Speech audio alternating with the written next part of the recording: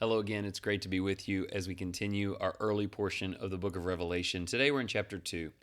Jesus sends messages to the first four churches in Asia: Ephesus, Smyrna, Pergamum, and Thyatira.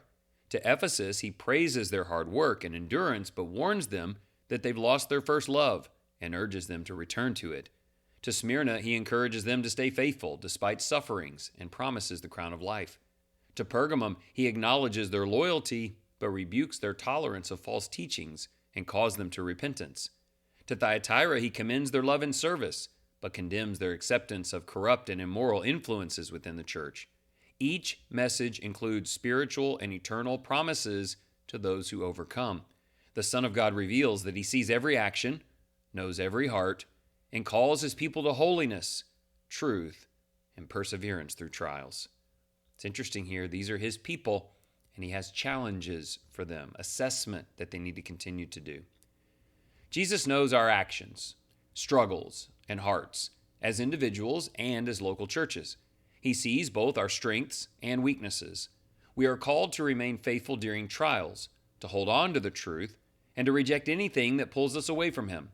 When our love grows cold or when we tolerate sin, Jesus does not stay silent. He corrects us because he desires what is pure and lasting within us. We are reminded that faithfulness matters, even in small things.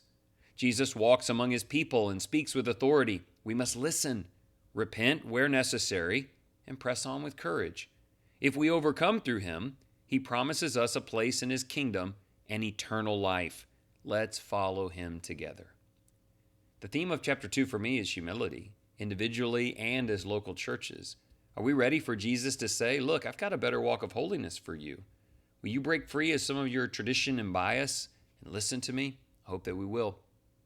Let's do 3 questions today. Number 1, what does it mean that the church in Ephesus left its first love? How can churches be strong in truth, but also equally robust in love? We want both, truth and love.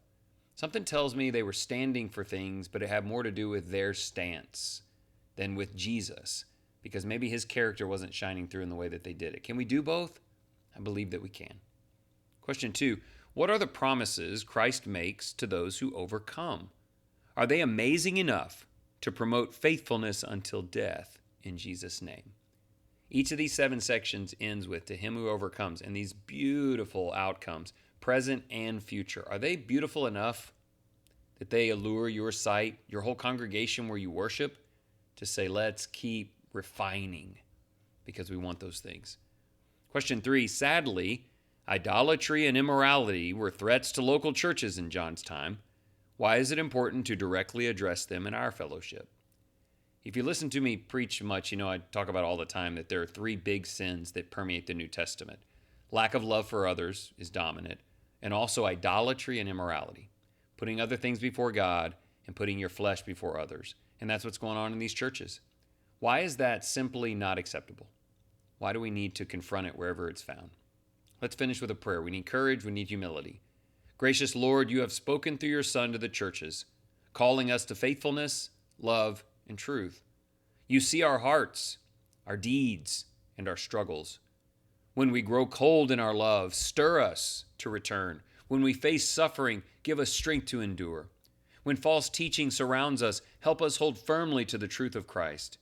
Let his presence among us be our hope and our guide. Shape our lives to reflect his authority and holiness. May we listen to his words, repent where needed, and remain faithful until the end. Help us overcome through him. Would you pray that prayer today for yourself, for your family, for the church where you worship, for God's people everywhere? Father, help us overcome through Jesus. He is our strength. I pray he is the strength of your day, and thank you for listening.